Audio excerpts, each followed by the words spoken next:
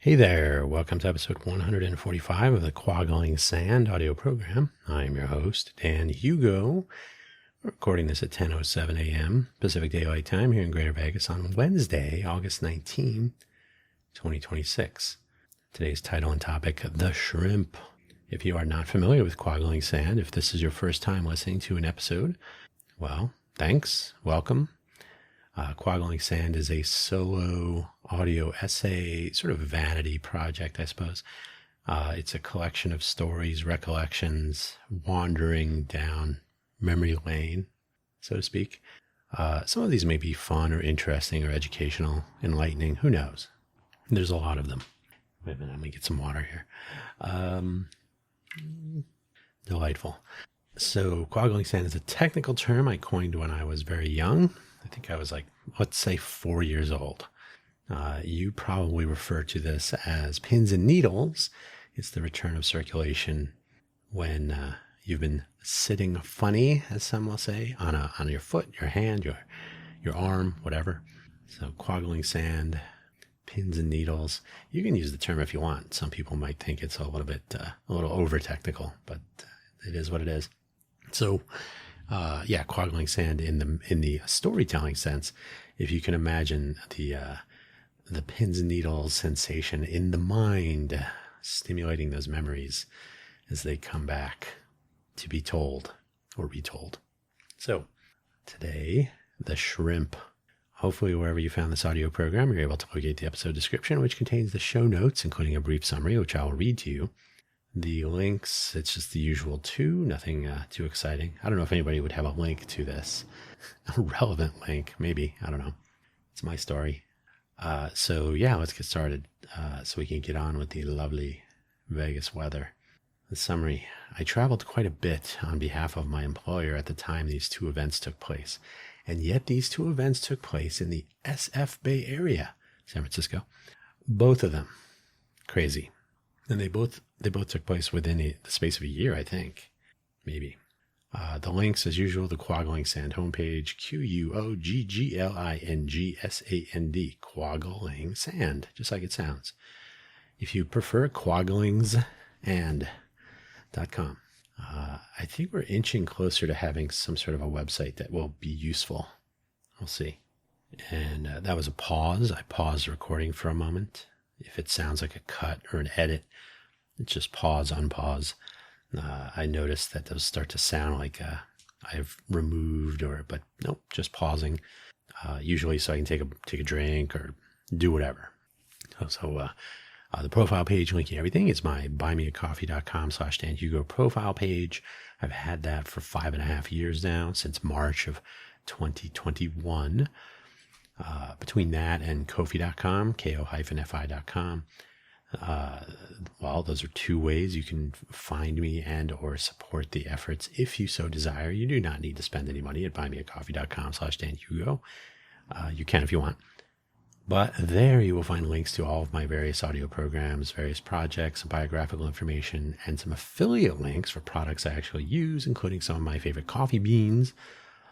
Any funds that do arrive through buymeacoffee.com/Dan Hugo do go towards coffee accessories. It's what makes all this happen. We're powered by coffee, powered by good coffee, hopefully. I became a home barista during the dark time in 2020. So now I don't remember when I last went to a coffee shop. I mean, I still go to coffee shops now and then, but there's really, the cost differential is insane. That's the nature of small business. Anyway, visit Buy Me a Coffee, and if you do, you can find the Monday morning Buy Me an Update audio program published first at buymeacoffee.com/Dan Hugo/posts. It's also linked from the profile page, so you'll be able to find it, no problem.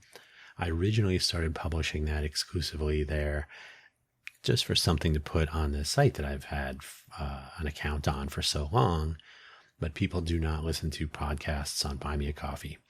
So it gets published 2 hours later to all the other usual places. But that is published every Monday morning, 5 minutes or less. Quick rundown on the previous week's audio program topics and news and announcements upcoming. So there you go. On with the show. So I was traveling for Intel.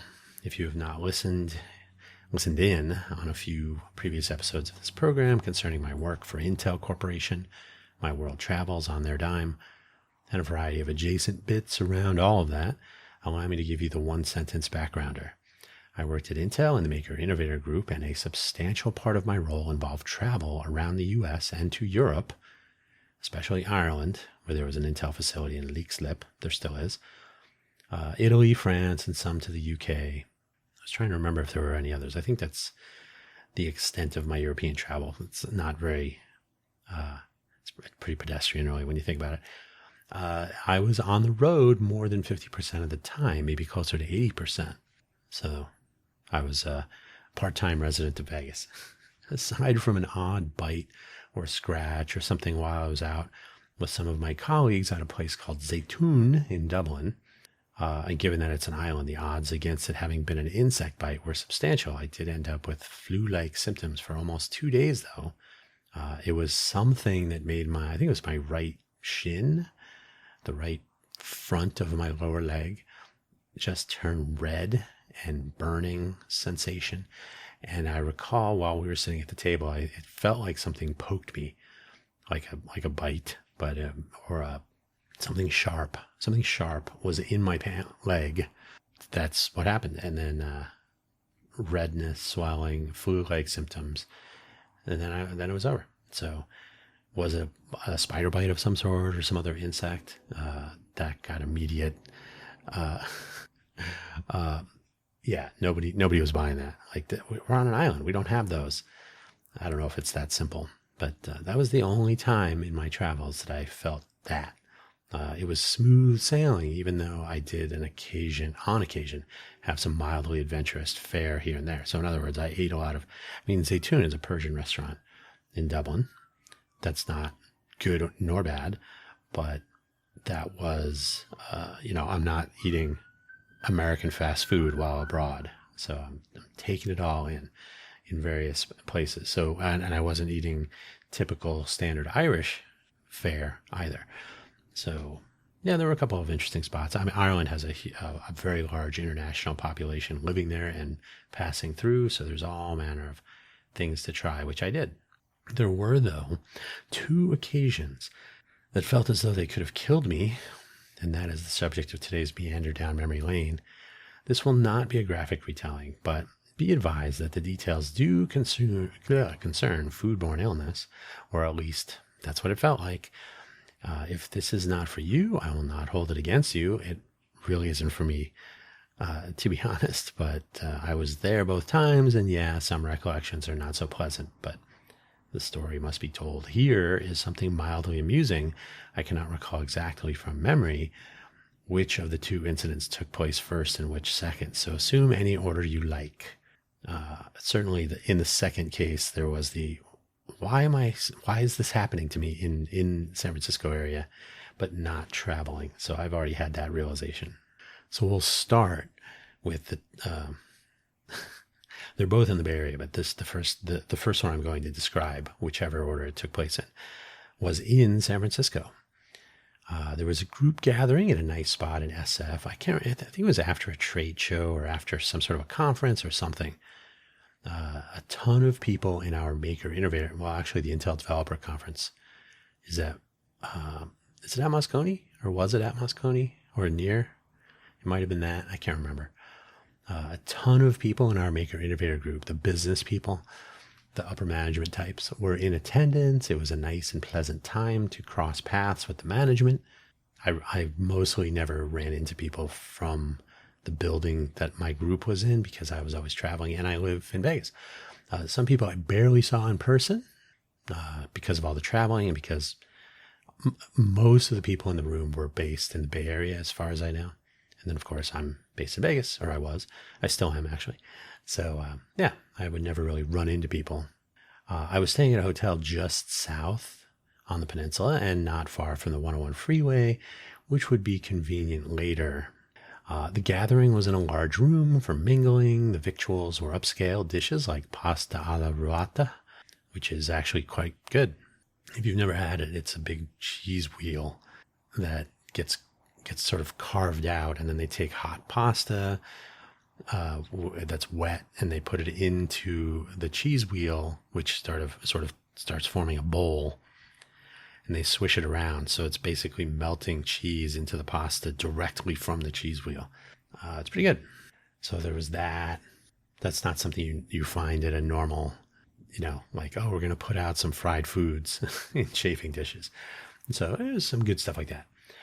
Various other nice finger foods and a mountain of shrimp. That was another pause.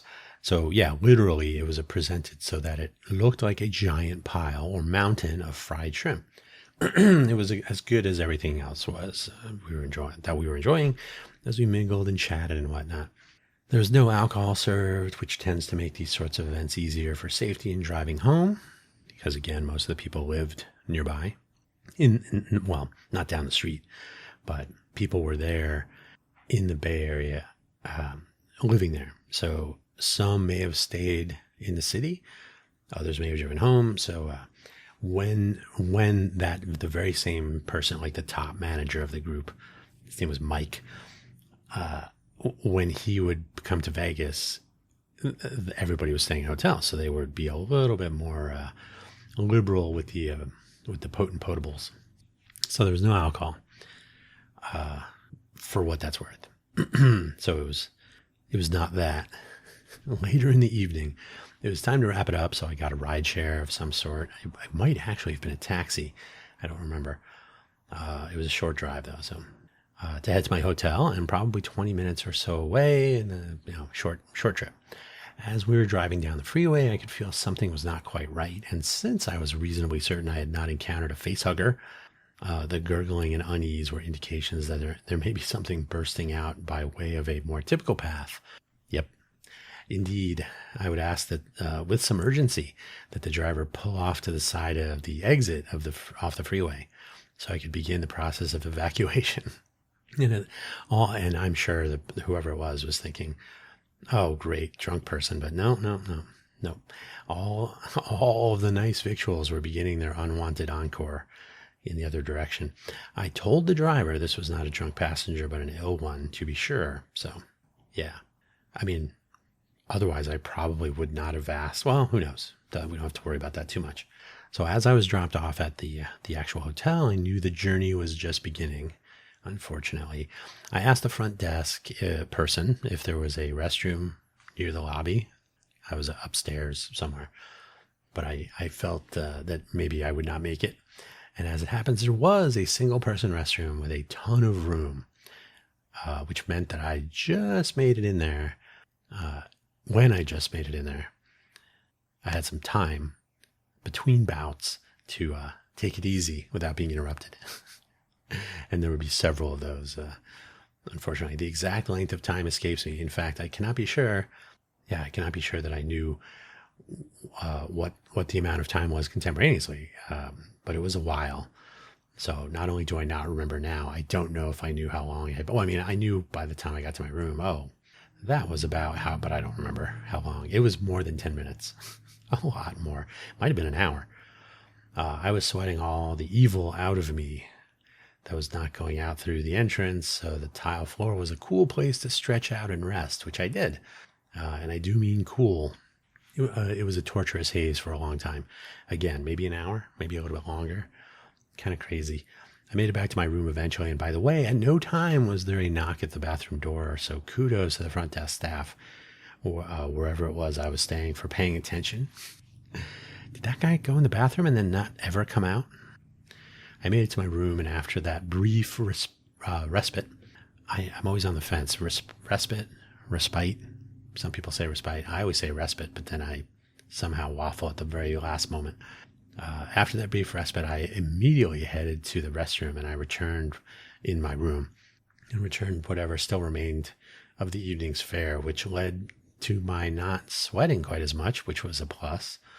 That feeling we all get post-evac when there is just no food left anymore or anywhere to revisit was just about there. It was time to rest at long last.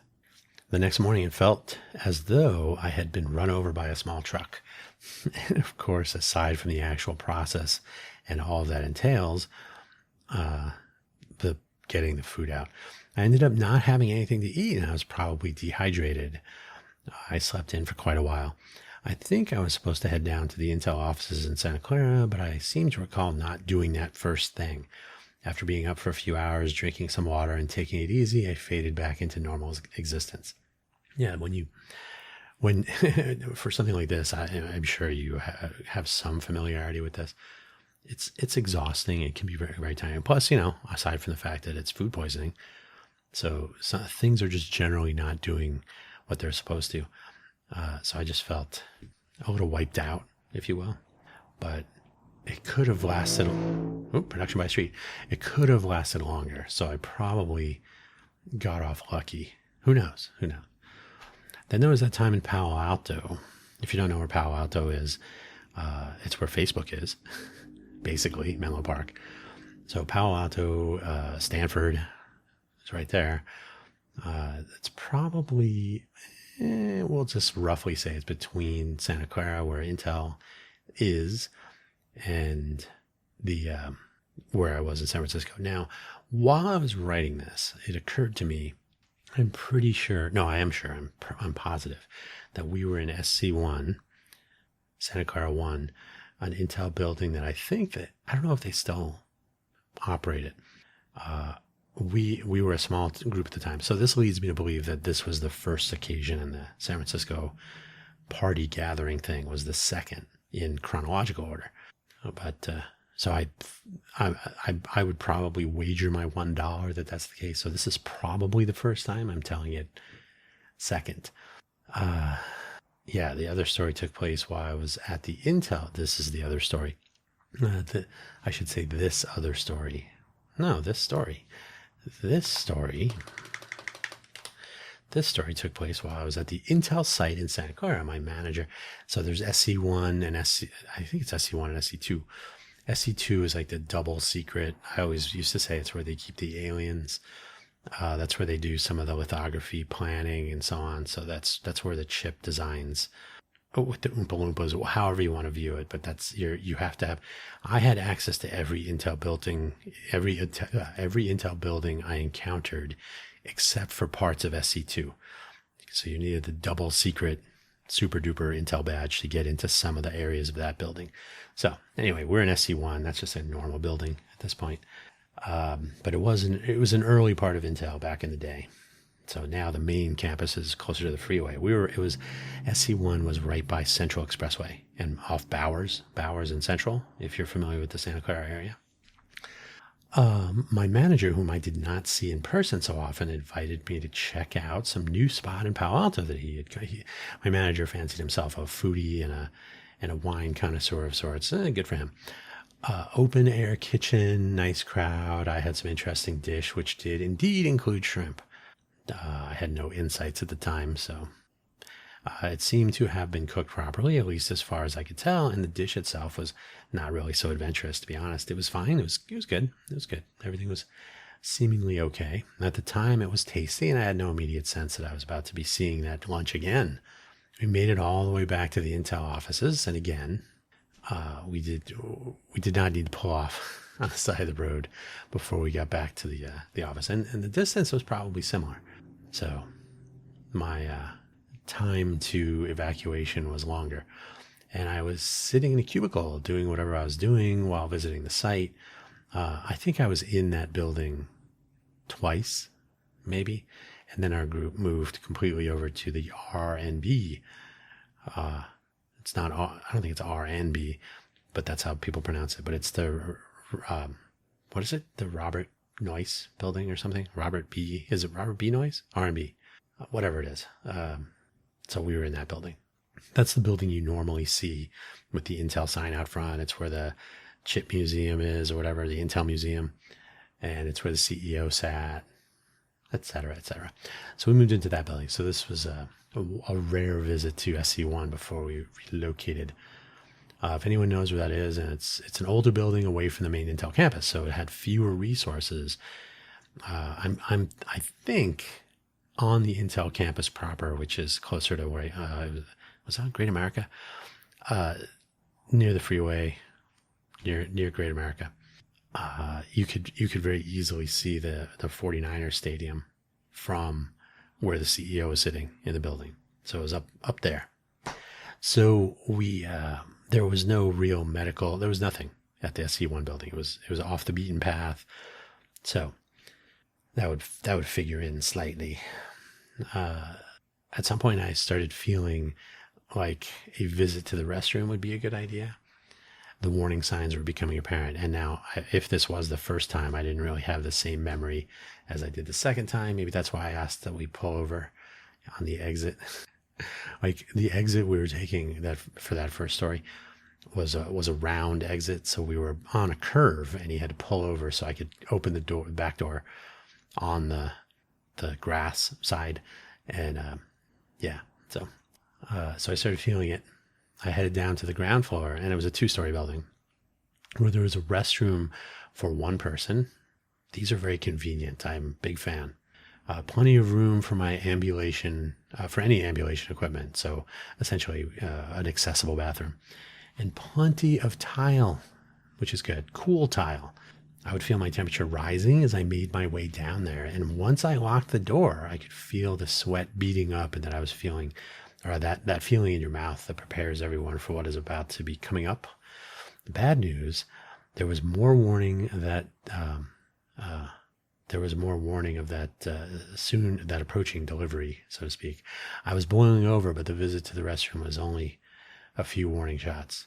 So in other words, I felt like there was a massive problem and I was near the toilet, but I honestly, it wasn't a false alarm, but it was a much longer approach. So that's what all this is. I'm trying to be gentle here. I don't want to be grossing anyone out. So I went out to the lobby. I made my way to the lobby and informed the desk security person of the situation, that I was not doing so well. And I think we were supposed to report illness on the off chance there was some sort of contagion or whatever. So it was just, normal. Like, hey, I'm not feeling well. So it was not the case here. As far as I could tell, it was food poisoning. And they actually called in some EMTs out of an abundance of caution, perhaps. And again, they had no on-site. In fact, I think there was an office for sort of like the school nurse. I think there was an office for like your basic injuries, workplace injuries, but there was nobody in there, possibly on a lunch break or something, right? It was shortly after lunchtime. So yeah. So 2 guys showed up with an emergency vehicle outside of some sort. And they brought in some sort of, they didn't bring in a gurney or anything, but, I was splayed out on the lobby comfy chair waiting for them. And the first thing they did was ask me to stand up so they could do some basic triage checks. I recall wavering a bit. I think my manager had come downstairs by then. So he was also there when they arrived. So I stand up and I was a little bit woozy. And at some point I realized that one of the EMT guys was standing in front of a small garbage can that they had left for me just in case.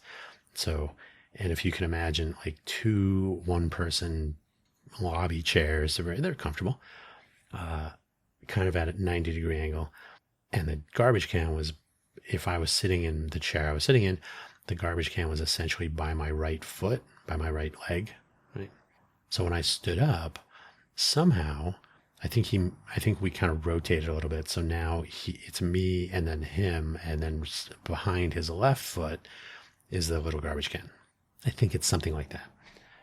So he was kind of blocking the garbage can. I murmured something. I murmured a request that he move. The time was near. And he didn't understand me. What? All right, so I grabbed his upper arms, and physically moved him out of the way as I managed to just grab the can with my right hand. And well, there was no question what was going on at this point. And he was like, "Oh, sorry." Okay. And yeah, so I made it into the garbage can, which is nice. It helped with the aftermath. After a few rounds of this, I was feeling much better. There was no reason to take an ambulance ride. So with a bit more rest, my manager offered to take me to my hotel, which was not far away in Sunnyvale this time. He delivered me to my room, and I proceeded to crash and begin the recovery process. Once again, I went to bed dehydrated and free from any meal I had recently consumed. This made for a challenging morning, but one that could have been worse, I suppose. Now, I did head to work eventually, and I do not recall the front desk security person being the same one as the day before, so there was no telling of the tale. Or so that would take place upstairs when I ran into my manager and my one coworker who was also assigned to that building. I didn't even have a cubicle in that building. That's how often I was in Santa Clara. I never had an assigned desk or chair my entire time at Intel, which was fine.